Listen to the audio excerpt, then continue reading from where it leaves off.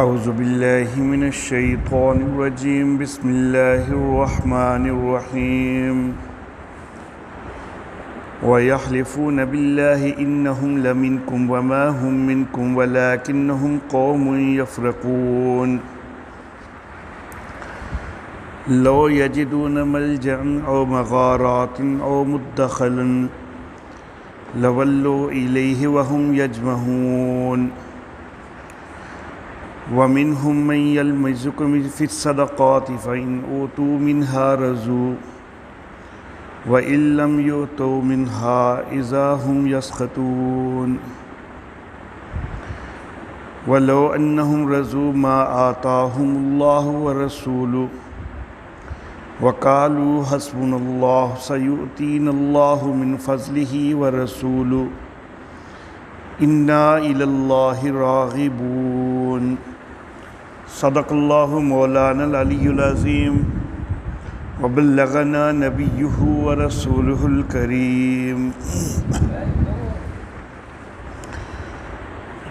وَيَحْلِفُونَ بِاللَّهِ اور اللہ کی قسمیں کھاتے ہیں اِنَّهُمْ لَمِنْكُمْ بے شک وہ تم میں سے ہیں وَمَا هُمْ مِنْكُمْ حالانکہ وہ تم میں سے نہیں ہیں وَلَكِنَّهُمْ قَوْمٌ يَفْرَقُونَ اور لیکن وہ ایسے لوگ ہیں کہ جو ڈرتے ہیں لَوْ يَجِدُونَ مَلْجَأً اگر وہ کوئی پناہ پائیں او مغارات یا کوئی غار او مدخلاً یا سر چھپانے کی جگہ لولوا الیہ تو اس کی طرف پھر جائیں وہم یجمحون جبکہ وہ رسیاں توڑا رہے ہوں ومنہم من یلمزک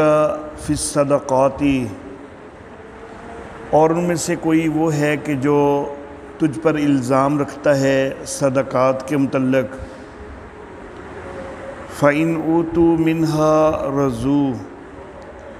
اگر اس میں سے اس کو دیا جائے تو ان کو دیا جائے تو وہ راضی ہوتے ہیں وَإِنْ لَمْ يُؤْتَوْا مِنْهَا اور اگر اس میں سے نہ دیا جائے اِذَا هُمْ يَسْخَطُونَ تو وہ ناخوش ہونے لگتے ہیں وَلَوْ أَنَّهُمْ رَضُوا اور اگر وہ راضی ہوتے ما آتاہم اللہ ورسولہ اس پر کہ جو اللہ نے اور اس کے رسول نے ان کو دیا وقالوا حسبنا اللہ اور وہ یہ کہتے کہ ہمیں اللہ کافی ہے سیؤتین اللہ من فضلی ورسولہ ہم کو اللہ اپنے فضل سے دے گا اور اس کا رسول انا الی اللہ راغبون ہم تو اللہ ہی کی طرف رغبت کرنے والے ہیں محترم احباب منافقین کا تذکرہ چل رہا ہے گزشتہ آیات سے اللہ رب العزت یہاں ارشاد فرماتے ہیں کہ یہ منافق لوگ اللہ کے نام کی قسمیں کھاتے ہیں اور قسمیں کھا کھا کے کہتے ہیں کہ وہ تم ہی میں سے ہیں تم کو یقین دلاتے ہیں کہ ہم ایمان والے ہیں یقین دلانے کے لیے قسمیں بھی کھاتے ہیں وَمَا هُمْ مِنْكُمْ حالانکہ وہ تم میں سے کوئی نہیں ہے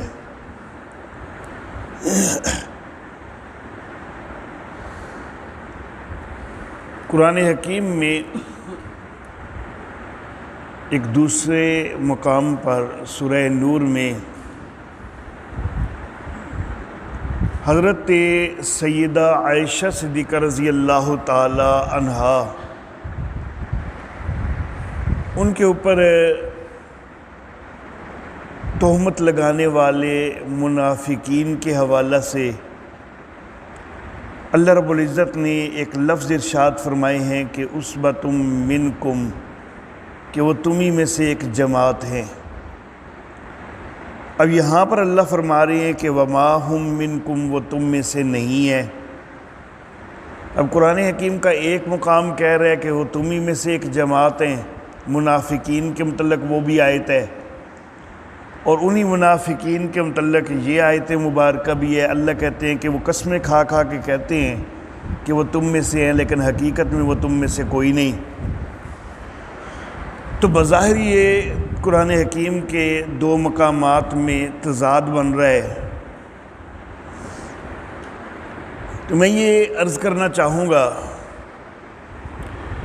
کہ ایک ہے مومن مخلص ہونا، سچا مسلمان ہونا، اور ایک ہے کلمہ گو ہونا، امت محمدیہ کا فرد ہونا۔ تو اس میں فرق ہو جاتا ہے۔ جو بھی کلمہ پڑھتا ہے، اسلام کا اظہار کرتا ہے، وہ امت محمدیہ کا فرد بن جاتا ہے، لیکن اگر اس کے عقائد کفریہ ہیں تو پھر وہ مخلص مومن کوئی نہیں ہے۔ تو اسبۃ منکم جو قرآن حکیم میں سورہ نور میں فرمایا گیا ہے، تو وہ امت کے لحاظ سے فرمایا گیا ہے کہ امت محمدیہ میں سے ہی ہے، امت میں وہ شامل ہیں۔ اور یہاں پر جو کہا گیا کہ وما ہم منکم، وہ تم میں سے کوئی نہیں ہے، تو یہ اظہار کیا گیا کہ مخلص مومن کوئی نہیں ہے، صرف اوپر اوپر کا ایمان ہے ان کا، حقیقت میں منافق ہیں۔ رحمت کائنات صلی اللہ علیہ وآلہ وسلم آپ نے ایک ارشاد فرمایا تھا کہ اہل کتاب 72 گروہوں میں تقسیم ہوئے تھے،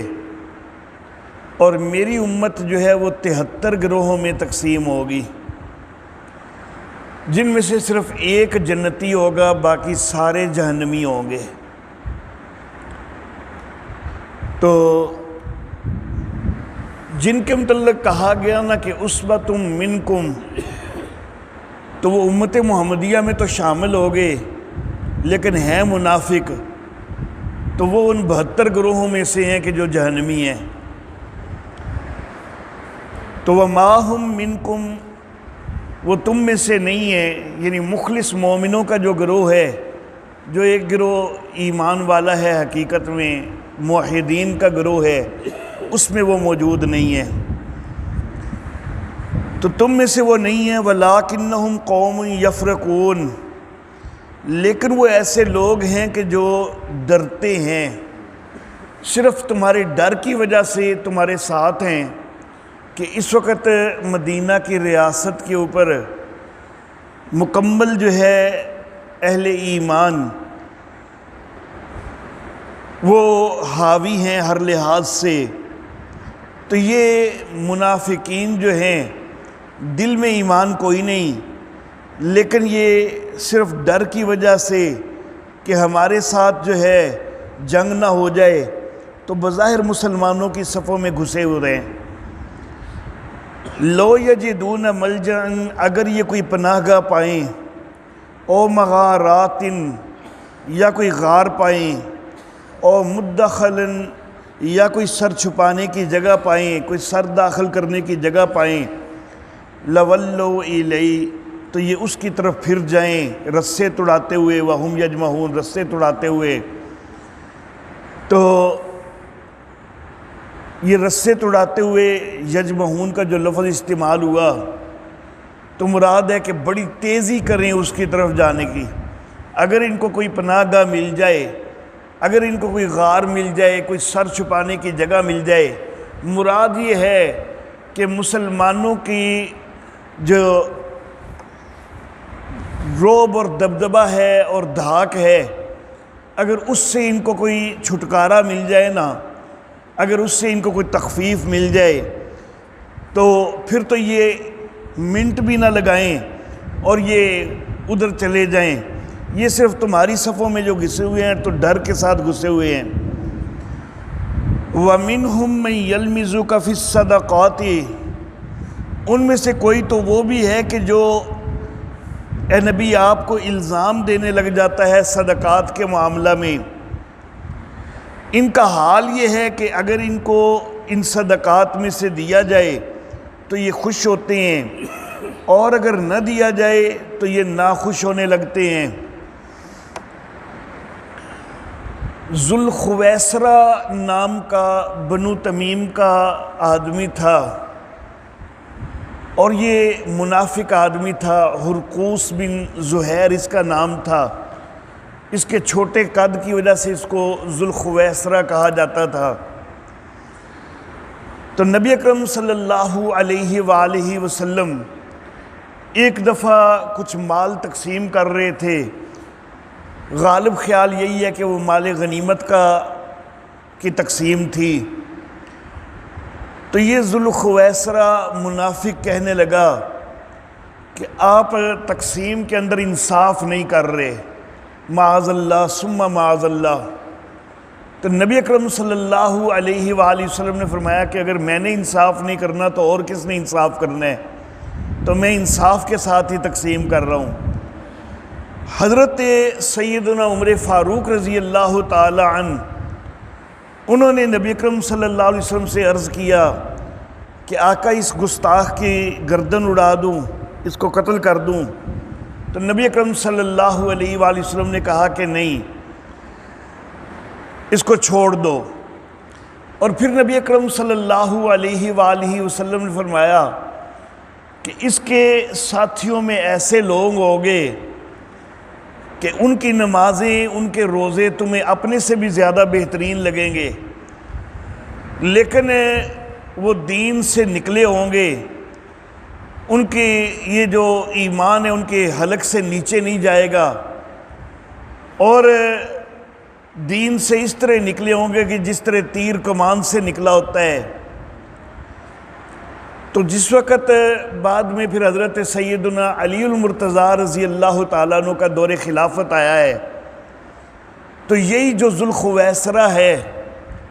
تو یہ خوارج کا ایک بہت بڑا ذمہ دار بن گیا، اور نبی اکرم صلی اللہ علیہ وآلہ وسلم کا وہ فرمان پورا ہوا کہ بظاہر بڑی باتیں کر رہے ہوں گے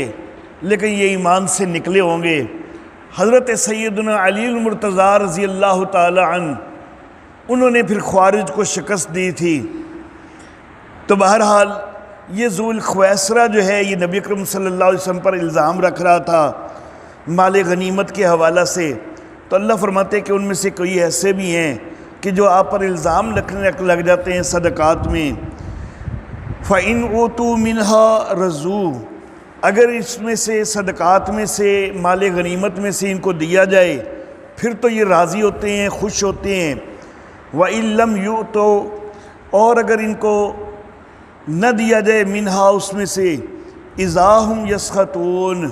تو اس وقت ناخوش ہونے لگ جاتے ہیں۔ تو یہ منافقین جو ہیں تو یہ ناخوش ہوتے تھے مال نہ ملنے پر۔ جس وقت مال ان کو زیادہ ملتا تو بڑے خوش ہو جاتے، راضی ہو جاتے، لیکن جس وقت مال غنیمت ان کو کوئی خاص میسر نہ آتا تو پھر یہ ناراضگی کا اظہار کرتے۔ وَلَوْ أَنَّهُمْ رَضُوا، اگر یہ اس چیز پہ راضی ہوتے، اس پہ راضی ہوتے کہ مَا آتَاهُمُ اللَّهُ وَرَسُولُهُ، کہ جو اللہ نے ان کو دیا اور اللہ کے رسول نے ان کو دیا، اللہ نے فتح عطا کی، اللہ کے رسول نے مال غنیمت ان کو دیا، تو اگر یہ اس کے اوپر راضی ہوتے، وَقَالُوا حَسْبُنَا اللَّهُ، اور یہ کہتے کہ ہم کو اللہ ہی کافی ہے، سَيُؤْتِينَ اللَّهُ، اللہ ہم کو دے گا، من فضل ہی اپنے فضل سے، وَرَسُولُهُ، اور اس کا رسول دے گا،